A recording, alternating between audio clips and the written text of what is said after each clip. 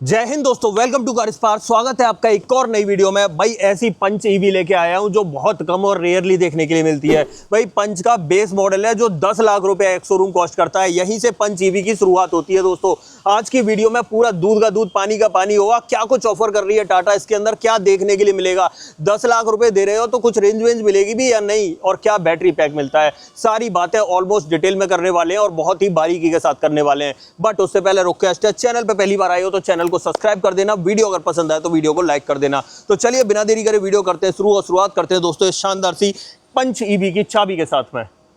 Okay, चाबी से शुरुआत करते हैं। चाबी चेकआउट करो भाई। इस वेरिएंट के अंदर आपको इस तरह की चाबी मिलती है। एक रिमोट की मिलती है जिसके अंदर आपको गाड़ी को लॉक अनलॉक करने के और फॉलो मी के बटन्स आपको देखने के लिए मिल जाते हैं। दूसरी आपको नॉर्मल और सादा चाबी देखने के लिए मिलती है। ये तो भाई चाबी का सेटअप रहने वाला है। अब बात करते हैं इस वेरिएंट के बारे में। देखो मैंने पहले ही कहा पंच ईवी का ये स्मार्ट वेरिएंट है, मतलब बेस वेरिएंट है। भाई इससे नीचे जो है पंच ईवी में कुछ भी देखने के लिए नहीं मिलता है।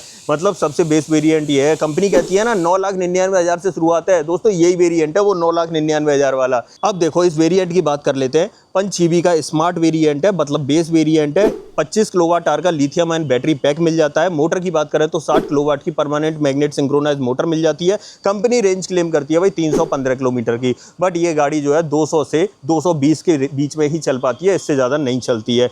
अब बात करते हैं फ्रंट से क्या कुछ देखने के लिए मिलेगा। आ जाते हैं यहाँ पर सामने की तरफ, और सबसे पहले इंडिकेटर आपको ब्लिंक होते हुए दिखाई दे रहे होंगे। बाई फंक्शनल है, इंडिकेटर बंद हो जाएंगे, DRL दिखाई देंगे। बाकी नीचे की तरफ आ जाते हैं तो LED सेटअप आपको हेडलाइट में मिल जाता है। लो बीम का और हाई बीम का सेटअप आपको यहीं पर देखने के लिए मिलेगा। ये लो बीम मिल जाती है, इधर आपको हाई बीम मिल जाती है। फॉग लाइट वगैरह मिलती नहीं है इस बेस वेरिएंट के अंदर, और यहाँ पर आपको एक्टिव एयर वेंट्स दिखाई देंगे।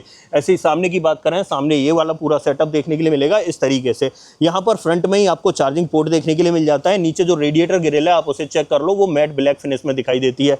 एक काम करते हैं, इसका जो चार्जिंग पोर्ट है ना उसे ओपन कर लेते हैं और फिर इसकी चार्जिंग कैपेसिटी की बात कर लेते हैं। अब देखो दोस्तों, मैंने चार्जिंग पोर्ट ओपन कर लिया है इसका, और यहाँ पर अगर चार्जिंग की बात करें तो इसमें 3 तरह की चार्जिंग आपको देखने के लिए मिलती है। इसके साथ 3.3 किलोवाट का चार्जर आता है जो 10 to 100% इसे ऑलमोस्ट आपका जो है 7 से 8 घंटे में चार्ज कर देता है। और वहीं पर 7.2 किलोवाट के चार्जर से चार्ज करोगे तो 10 to 100% ऑलमोस्ट ये 3.5 से 4 घंटे में चार्ज हो जाती है। और वहीं पर ये 25 किलोवाट DC फास्ट चार्जिंग को सपोर्ट करती है, तो 10 to 80% ऑलमोस्ट 56 मिनट के अंदर चार्ज हो जाती है। ये चार्जिंग का सेटअप रहने वाला है। यहाँ पर आप इसे इस तरीके से बंद कर सकते हो, अंदर से ही इसे ओपन करना होगा। बट इसका एक तरीका और है, मैं बता देता हूं। मान लो गाड़ी की बैटरी किसी भी तरीके से पूरी तरह से डिस्चार्ज हो जाती है, और बाहर एक्सटर्नल बैटरी भी हो जाती है, इंटरनल बैटरी भी हो जाती है। अब चार्जिंग पोर्ट कैसे खुलेगा, तो देखो मैंने यहाँ पर बोनेट खोल दिया है। यहाँ पर चेक करो दोस्तों, ये सेटअप मिलता है। पहले तो पूरा सेटअप चेक कर लो। यहाँ पर आपको ये ब्रेक ऑयल मिल जाता है, ये कूलेंट के लिए मिल जाते हैं, एक यहाँ पर मटका मिल जाएगा और एक यहाँ पर। बाकी ये बैटरी मिलेगी, अंदर की तरफ प्रॉपर इंसुलेशन, और यहाँ पर पूरा इन्वर्टर वगैरह का सेटअप देखने के लिए मिलता है। जस्ट इसके नीचे आपको मोटर देखने के लिए मिल जाती है, और यहाँ से आपको जो है वॉशर डालना है, ये सेटअप मिलता है। बट यहाँ पर आपको ये वायर जरूर दिख रहा होगा। यहाँ पर आप ध्यान देना, ये जो वायर है मैं इसे खींचूंगा और चार्जिंग पोर्ट ओपन हो जाएगा। ये कंडीशन तब आएगी दोस्तों जब गाड़ी पूरी तरह से डिस्चार्ज हो जाएगी।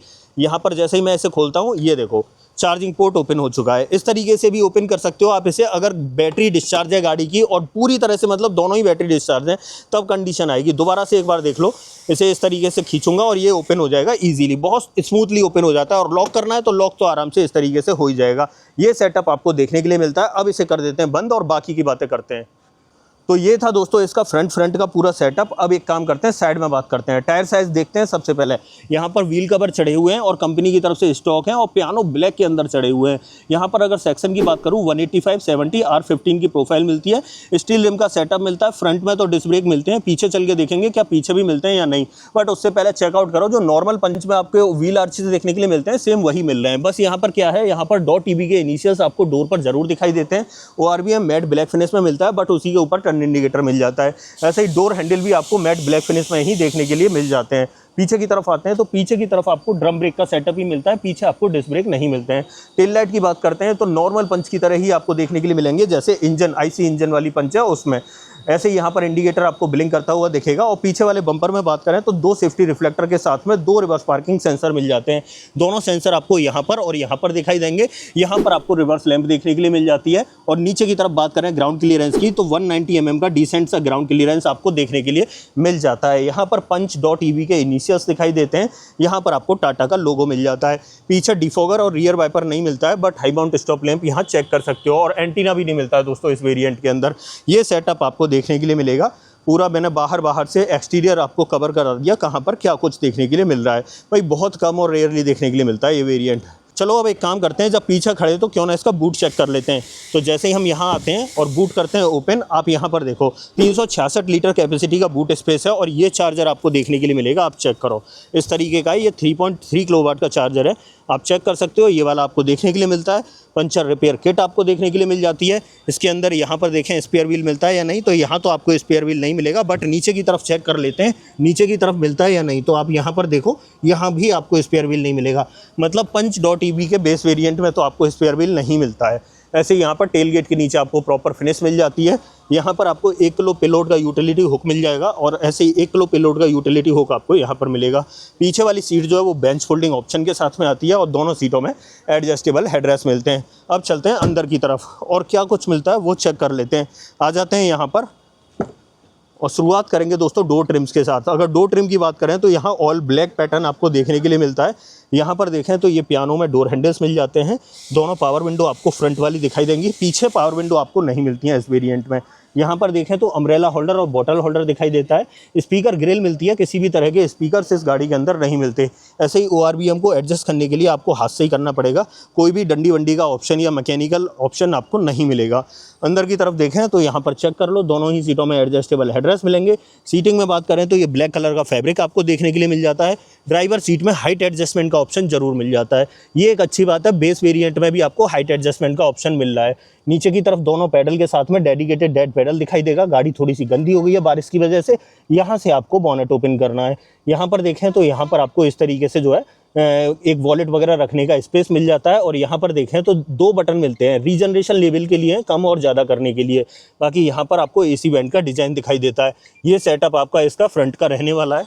अंदर की तरफ देख लो, इस तरीके का सेटअप मिलता है। अब बाकी बातें अंदर बैठ के करते हैं। तो चलते हैं भाई अंदर की तरफ। सबसे पहले चाबी लगा लेनी है और चाबी हम यहाँ पर लगाएंगे क्योंकि इसमें किसी भी तरह का पुश स्टार्ट स्टॉप का बटन नहीं मिलता है।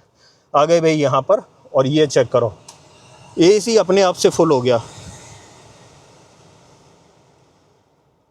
AC लगाते ही अपने आप फुल हो गया है दोस्तों। गाड़ी स्टार्ट नहीं हुई है बट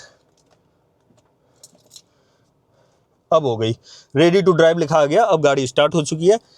EV कार की यही खासियत है, पता भी नहीं चलता कब स्टार्ट हो गई कब बंद हो गई। ठीक है, तो ये पूरा सेटअप आपको फ्रंट में देखने के लिए मिलता है। सेफ्टी बहुत अच्छी दी गई है यहाँ। अब शुरुआत करते हैं इंस्ट्रूमेंट क्लस्टर से, कहाँ पर क्या कुछ मिलेगा। सबसे पहले इंस्ट्रूमेंट क्लस्टर देख लो, इस तरीके का आपको देखने के लिए मिल जाता है।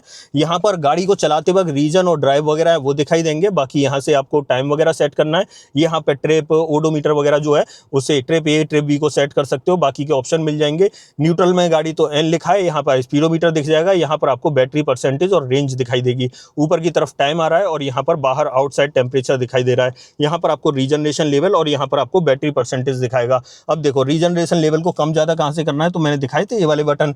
यहाँ से अगर मैं बढ़ाना चाहूँगा तो आपको सामने की तरफ बढ़ते हुए भी दिखाई दे रहे होंगे।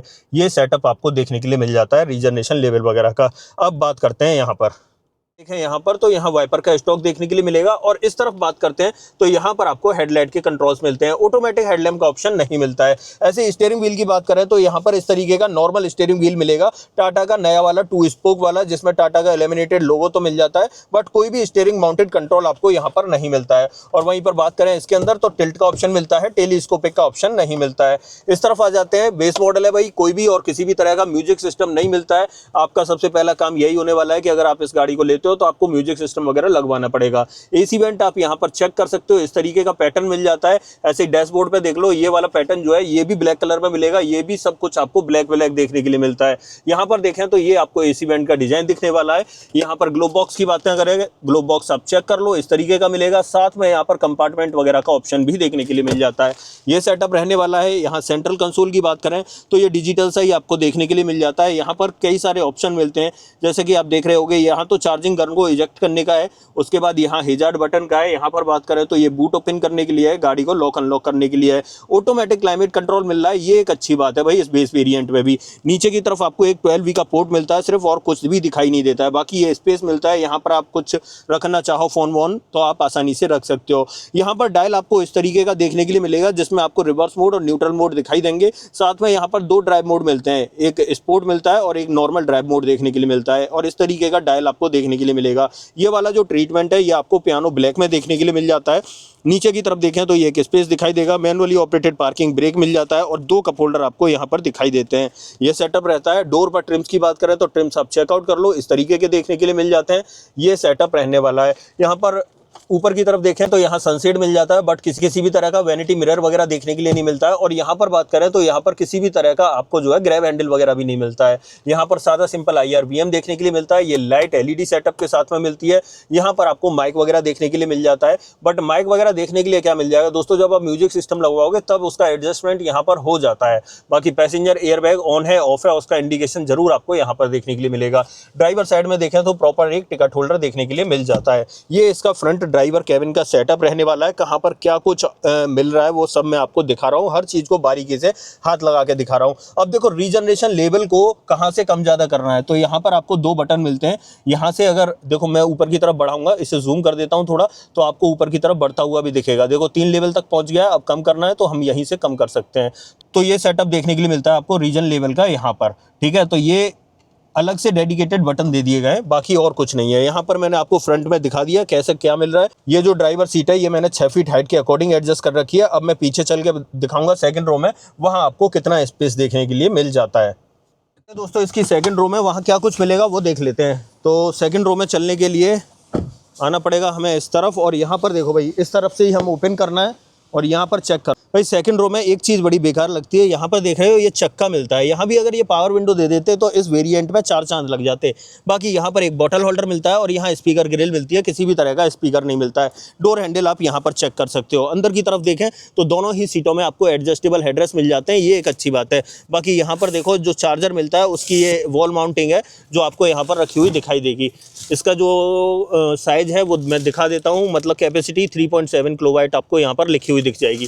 तो ये EV चार्जिंग का बॉक्स है सिर्फ। यहाँ पर आइसोफिक्स चाइल्ड सीट एंकर आपको प्रॉपर मिल जाते हैं। 2 पॉइंट सीट बेल्ट मिलती है, 3 पॉइंट सीट बेल्ट नहीं मिलती है भाई इस वेरिएंट में। बाकी मैं पीछे बैठ कर दिखाता हूँ और कितना स्पेस मिलेगा। अब देखो मैंने पहले ही बताया था ड्राइवर सीट को 6 फीट हाइट के अकॉर्डिंग एडजस्ट किया है, तो आप चेक कर लो इतना स्पेस आपको यहाँ पर देखने के लिए मिल जाता है। और वहीं पर हेडरूम की बात करूँ तो हेडरूम भी आप चेक कर लो, इतना स्पेस आपको हेडरूम में देखने के लिए मिलेगा। ठीक ठाक मिल जाता है, ऊपर 4-5 उंगलियों के बराबर स्पेस है, तो उसमें कोई कमी नहीं रहने वाली। वैसे भी पंच में स्पेस तो ठीक ही मिलता है, खासतौर पर हेडरूम और अच्छा मिलता है। पोजीशन की बात करूं तो देखो इस तरह की पोजीशन मेरी बनने वाली है बैठने की। यहाँ पर कंफर्टेबली ठीक ठाक बैठा हुआ हूँ, ऐसा नहीं है कि बहुत ज़्यादा कम जगह हो। बाकी यहाँ पर एक प्रॉपर ग्रैब हैंडल देखने के लिए मिल जाता है इस तरीके से, और ऐसे ही दूसरा ग्रैब हैंडल जो है वो आपका इस तरफ देखने के लिए मिलेगा। यहाँ पर आप चेक कर सकते हो, ये सेटअप रहने वाला है। बाकी पीछे से डैशबोर्ड देखें तो इस तरीके का मिलता है।